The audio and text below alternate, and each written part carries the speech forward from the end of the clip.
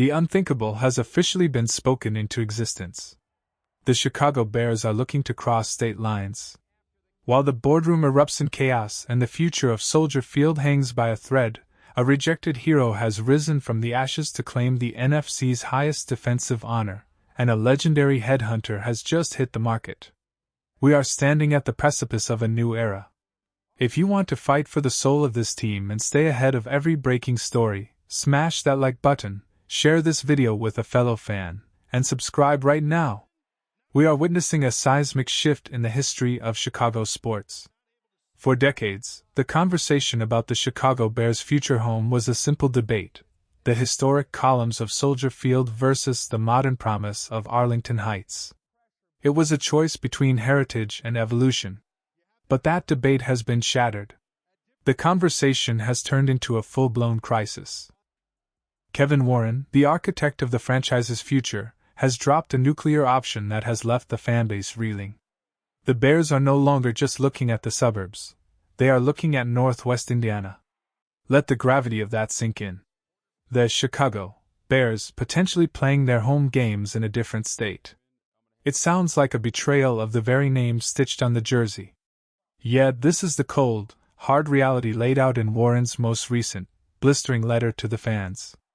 This wasn't a standard corporate memo. It was a manifesto of frustration.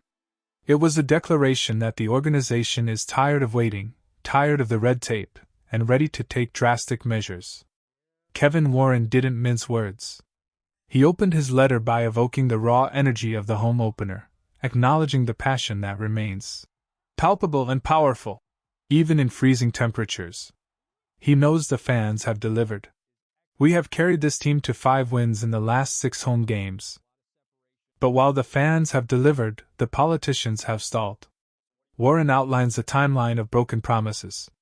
We went from a clear vision of staying in Chicago to the grand plan of Arlington Heights, where shovels were supposed to break ground this year. And now? Now we are staring at a map of Indiana. Why? Because the state of Illinois has turned its back on them. Warren laid it out clearly. Arlington Heights is the only location in Cook County that meets the requirements for a world-class stadium. The Bears have put over $2 billion of their own money on the table. They aren't asking for a handout to build the stadium. They are asking for partnership on infrastructure, roads, utilities, the basics. And what did they get? Silence. Warren revealed that state leadership told the Bears directly, "Your project will not be a priority in 2026. That statement is a slap in the face. We are talking about thousands of union jobs, Super Bowls, and massive concerts. This is an economic engine that would generate revenue for decades. For the state to shrug its shoulders at a multi-billion-dollar stimulus package is a failure of vision that has forced the Bears to look elsewhere. If the team moves to Indiana, the tax revenue from player salaries goes with them. The players won't be living in Lake Forest or downtown Chicago. They will be living across the border." Warren insists this is not a bluff. He explicitly stated, "This is not about leverage. This is about survival. The players and coaches deserve a venue that matches the championship standard they strive for every day. They cannot be held hostage by a political stalemate. The threat of Indiana is real. It is a warning shot to every politician in Illinois. Step up, partner with us, or watch the pride of Chicago pack its bags." While the storm clouds gather over the stadium negotiations, a different kind of storm has been unleashed on the field. In the midst of administrative chaos, the purity of the game remains, and it is here that heroes are born. We need to talk about DMarco Jackson. We need to talk about him not just as a player, but as a symbol of resilience. In a league that often discards talent without a second thought, Jackson has just achieved the impossible, winning the NFC Defensive Player of the Week award. To understand why this is so dramatic, you have to look at the road he traveled. DMarco Jackson was a cast-off. A former 5th-round pick, he was drafted by the New Orleans Saints with dreams of glory. But dreams die hard in the NFL. The Saints gave him no playing time. No opportunities. He was waived, discarded, and left to wonder if his career was over before it began. When the Bears picked him up right before the season began, nobody batted an eye. He was a depth piece. But when Tremaine Edmonds, the anchor of the defense, went down with an injury, a terrifying void opened up in the middle of the field. In the NFL, this is usually the moment where teams crumble. But DMarco Jackson didn't crumble. He conquered. His performance against the Cleveland Browns was a revelation. It was a statement of defiance against every scout and coach who said he wasn't enough. The stat sheet tells the story of a man possessed: 7 total tackles, 2 solo stops, 2 pass deflections, a tackle for loss, and the crown jewel, an interception. Watch the tape. Jackson wasn't just occupying space. He was a heat-seeking missile. He was reading the quarterback's eyes before the ball was even snapped. The Bears are currently undefeated, 9-0, when they generate 2 or more takeaways in a game. Against the Browns, Jackson provided that critical spark. His interception was the turning point, a dagger that swung the momentum and broke the Browns' spirit. This is the essence of the next man up mentality. The coaching staff deserves massive credit for preparing a player who was on the street to step into the shoes of a Pro Bowler without missing a beat. But the real credit goes to Jackson. He is playing on a 1-year, $1.1 million contract, minimum wage in NFL terms. He is playing for his livelihood, and right now, he is playing like a superstar. This award validates everything. It screams to the rest of the league: you made a mistake. It tells the Saints that they let a diamond slip through their fingers. Jackson has gone from the shadows of the waiver wire to the spotlight of the NFC. He is no longer just a name on the roster, he is a weapon. And if the Bears are smart, they won't let him leave the building. As we bask in the glory of Jackson's rise, the machinery of the NFL continues to churn, presenting a new, tantalizing opportunity. The waiver wire has just delivered a gift that could change the trajectory of the defense. Matthew Judon, the fearsome edge rusher and multi-time Pro Bowler, has been released by the Miami Dolphins. He is free, he is available, and he is looking for a home. This development is dripping with intrigue. We aren't talking about a journeyman, we are talking about a predator. Matthew Judon has built a career on wrecking game plans.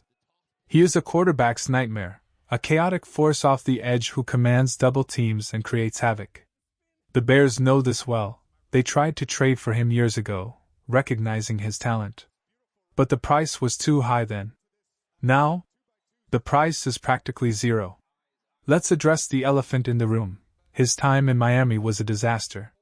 It was a mismatch of epic proportions. He was unhappy, the scheme didn't fit, and the production plummeted. But looking at that situation and saying Judon is finished is a dangerous underestimation. The Dolphins are a team in turmoil. Judon is a veteran who craves competition and relevance. He wants to play for a winner. He wants to chase a ring. Chicago offers him the perfect stage for redemption. Financially, this is a masterstroke waiting to happen. The Dolphins are on the hook for the vast majority of his salary. If the Bears claim him, they get a premium talent for pennies on the dollar. It is a low-risk, high-reward scenario that general managers dream of. Think about what he brings to the locker room.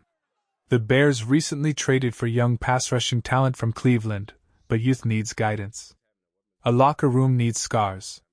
It needs a guy who has been to the Pro Bowl, who knows the tricks of the trade.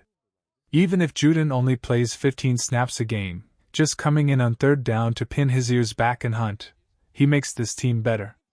Don't let the stats from 2025 fool you. 19 tackles and limited splash plays in a bad system do not define a career. A motivated Matthew Judon is a terrifying prospect. We just saw DMarco Jackson come from a bad situation in New Orleans and turn into a star in Chicago. Why couldn't Judon do the same? The infrastructure is here. The culture is here. The need is here. This potential acquisition perfectly mirrors the current state of the Chicago Bears. It is a franchise operating on two fronts. On one side, you have the high drama of the stadium war, Kevin Warren fighting tooth and nail with politicians, threatening to move to Indiana to secure a world-class future. On the other side, you have the immediate reality of the field. You have a team that is scraping, fighting, and winning. You have players like DMarco Jackson stepping up from obscurity to greatness. Adding Matthew Judon would be a signal. It would tell the locker room, the fans, and the rest of the league that the Bears are not satisfied. It would say that they are all in on this season. While the politicians argue about where the stadium will be in 5 years, the team is focused on winning now. The narrative is writing itself. The exiled team threatening to leave the state. The rejected linebacker becoming a hero. The fallen veteran looking for one last shot at glory. This isn't just football, it is a saga. It is a story of conflict, redemption, and ambition. The pressure is mounting on all sides. The state of Illinois must answer Kevin Warren's ultimatum. The Bears must decide if they will pull the trigger on Judon. And the players must continue to prove that they are worthy of the championship standard they talk about. One thing is certain, silence is not an option. Bear down.